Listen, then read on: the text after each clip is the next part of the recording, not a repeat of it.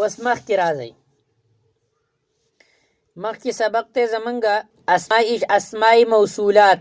نو ګوره اسم غیر متمکن مشابه مبنی الاصل دریم قسم منگو وایو اسماء موصولات. اسماء موصولات دا د اسم موصول او د صلینا مرکب کیږي، او اسماء موصولات هم اسم موصول او صله دواړه یو ځای شي نو د جملې یو جز جوړیږي. د اسم اشاره عمومی اسم اشاره او مشار الیه دواړه چې کوم دی یو ځای شي او دام د جملې یو جز جوړیږي.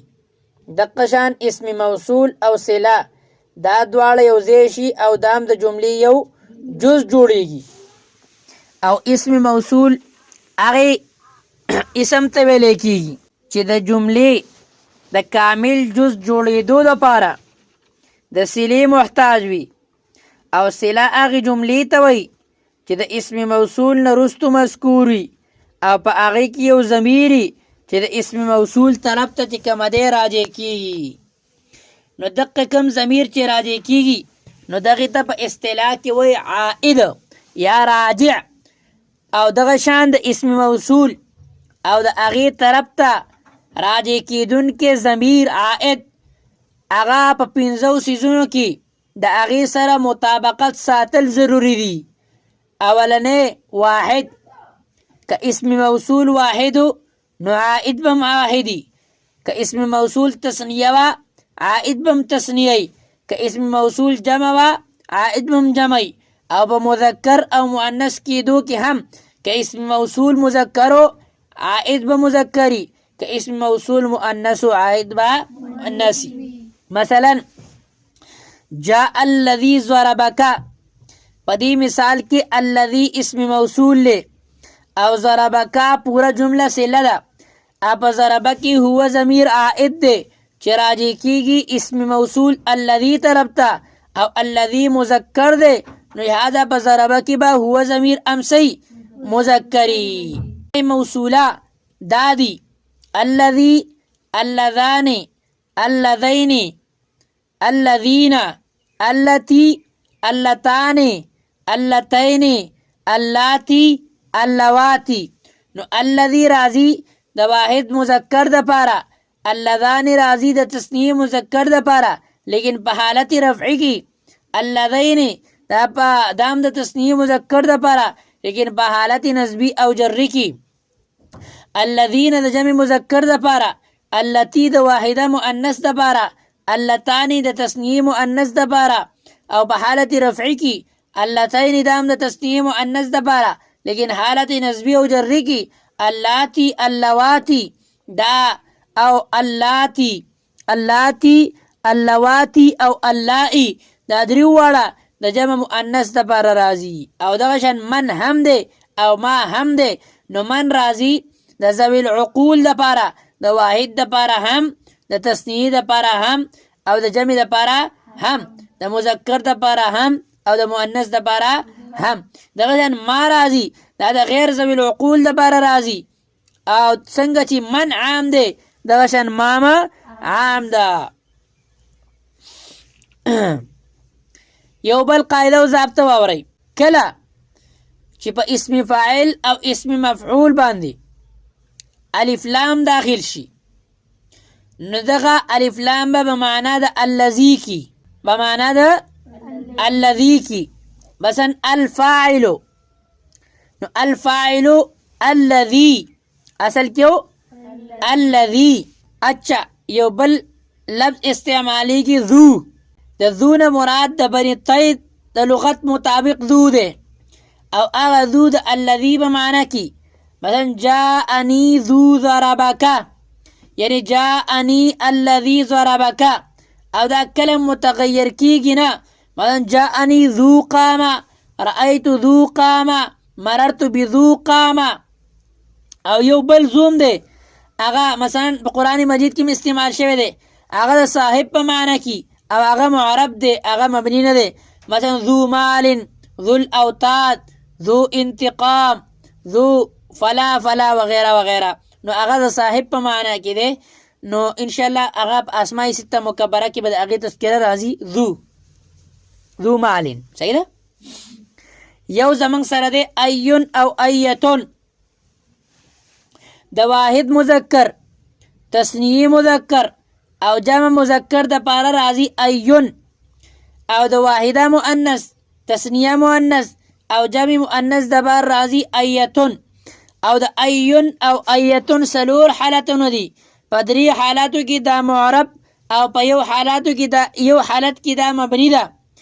وسه په کوم حالت کې مبني ده، په کوم حالت کې معرب ده؟ نو د هغې تفصیل دا دی چې کله ایون او ایتون راشي مضاف نه او د هغې صدر صله مذکوري.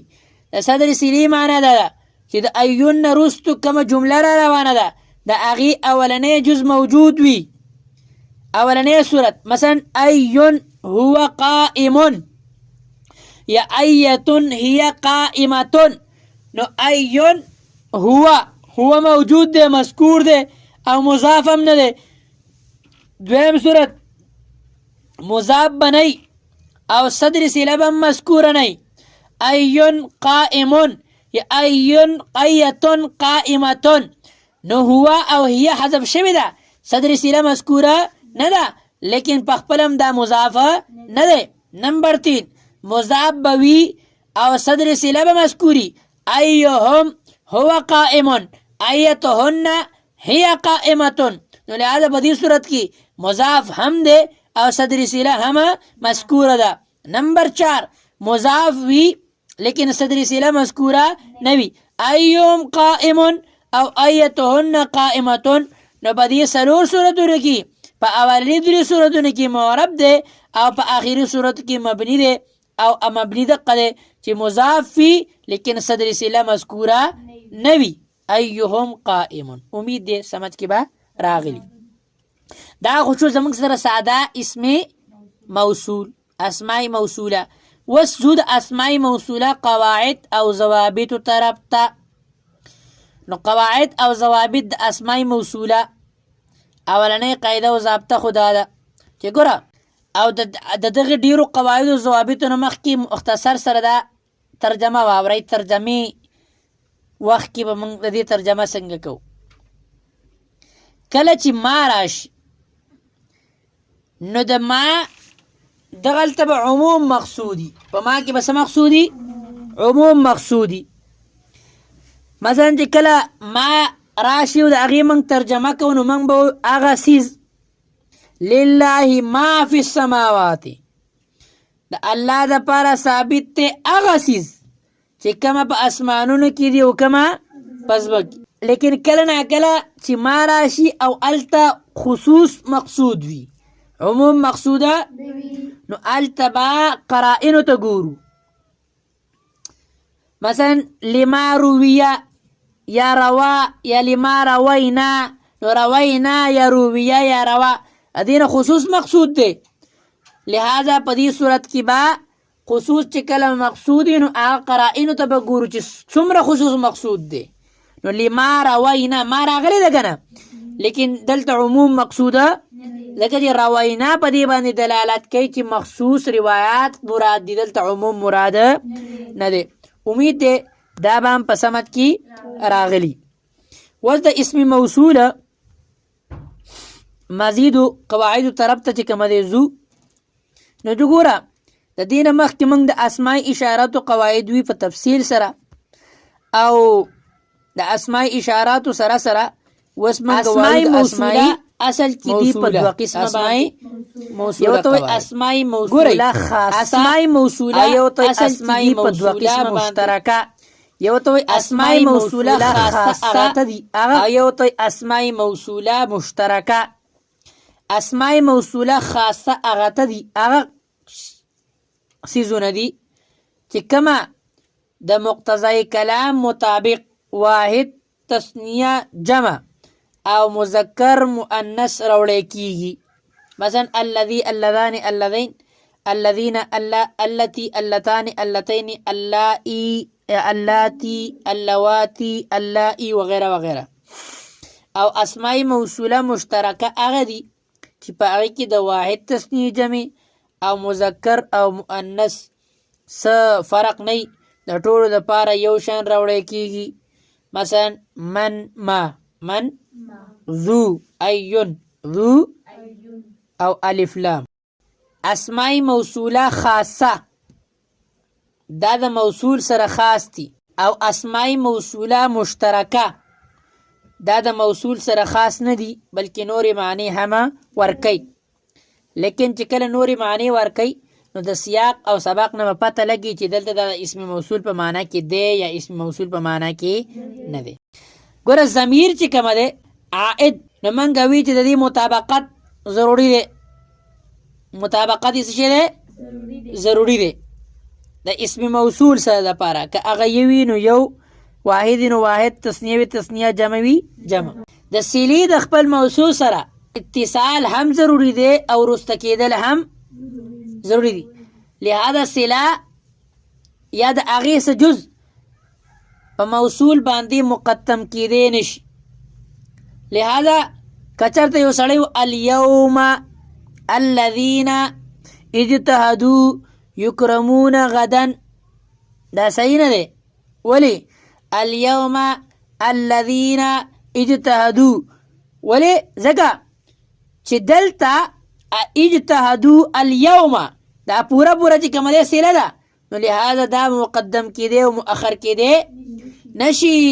ځکه چې الیوم په الذین باندې مخکې مقدم شوی که نه، حالانکه الذین الیوم دا د صلې حصه ده، د موصول حصه نه ده. لہذا دا په خپله موصول باندې مقدم کېدی نشي، مقدم کېدی.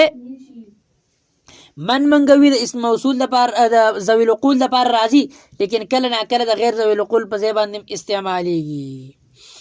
ومن اذل ممن يدعو من دون الله من لا يستجيب له الى يوم القيامه.